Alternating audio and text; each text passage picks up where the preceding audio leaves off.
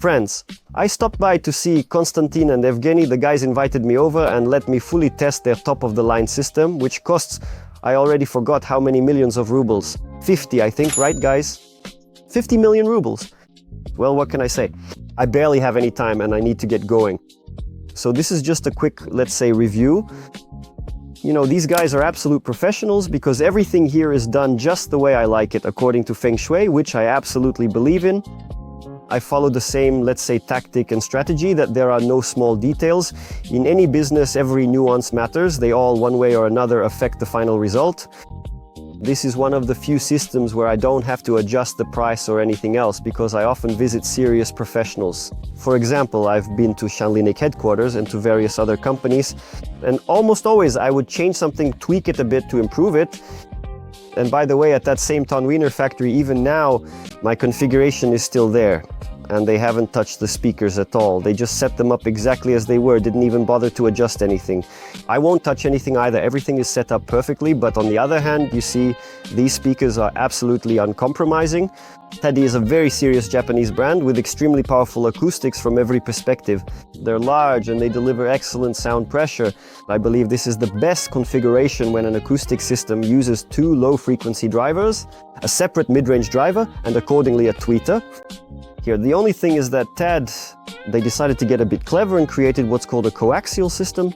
We see something similar in Kiev and Tannoy speakers, but here we have beryllium, and not just on the tweeter, but also on the mid-range, which is, let's say, a very expensive and interesting design because, well, the paradigm, as far as I know, only we use beryllium in the mid-range driver, but in those cases it's separate, whereas here Tadi managed to combine everything essentially into one so that the soundstage is better, and the mid-range and high frequencies, the frequencies come from a single point, and of course these phase deviations, in this case, well, the soundstage here is just amazing because of that. Let's see what else we have here, or rather what the guys have here. Well, of course, Nordost. I've noticed more than once that ultra high-end enthusiasts, ultra professionals use Nordost cables. By the way, I use them too. This is Odin, my friends. This is the modest Odin, the first Odin. But according to Konstantin, soon they'll be getting the second Odin, the golden one, the coolest one. Here's Konstantin sitting and smiling. And as I understand it, in theory, this should be one of the best cables in the world. But of course, everything needs to be tested. I think it's unlikely that Nordost would make a mistake.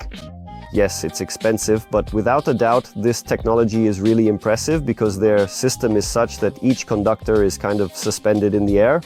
Air is the best dielectric, so in general, in this cable, the signal is transmitted in the best possible way. Plus, everything is properly wired.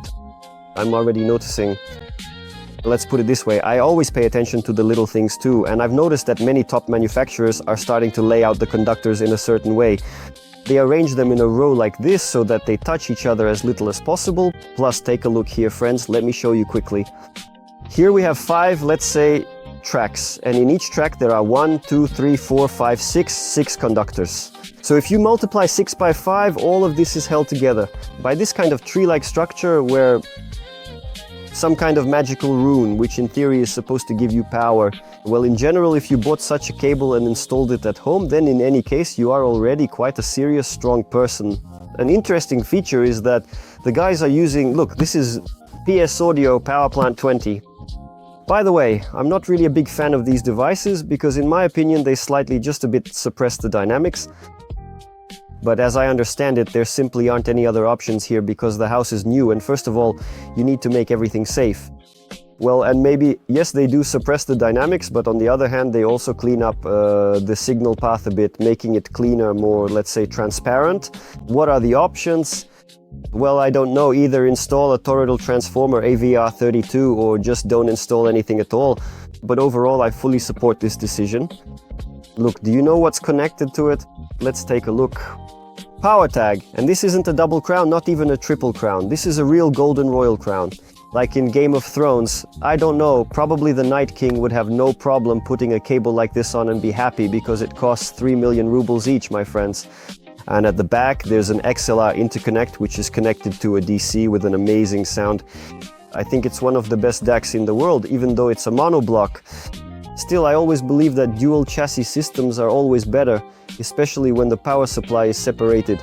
But how DCS managed to fit everything into a single chassis and make it sound like this, it's hard to say. But that's DCS for you.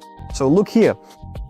This thing costs 7 million rubles. It's just an XLR cable. Although, well, in theory, really in theory, an XLR cable shouldn't have much of an impact on the sound because it's a professional standard anyway. It was invented by professionals and it's made to completely eliminate all distortions. Well, it's always much better. It sounds better than RCA cable. So basically the guys here went all out and decided to make sure everything was absolutely perfect, full feng shui.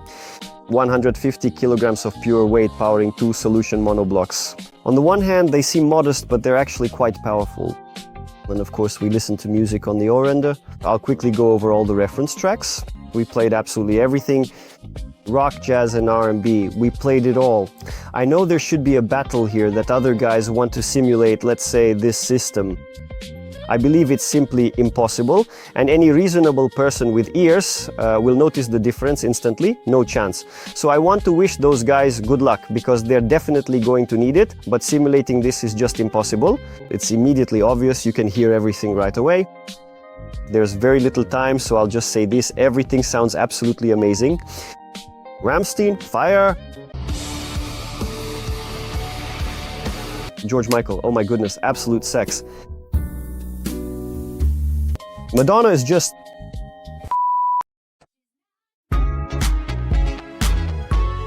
Well, she's as always. By the way, she's marrying a young guy now. Maybe it's a mistake, but what can you do? But her old songs are just awesome. I recommend the album Hard Candy. Well, we just didn't listen to vinyl, friends. Well, basically, you know, I don't like vinyl, even though Konstantin is always making his case in our chat. By the way, join in. Here's the link showing that vinyl has a great dynamic range. It's good, it's amazing, but I'm a lazy person. All that business of taking out the records, putting them on, I just sit with my smartphone, play it and enjoy. Even here on Qobuz, I got a lot of pleasure from it. By the way, the room is set up and there's no mineral wool.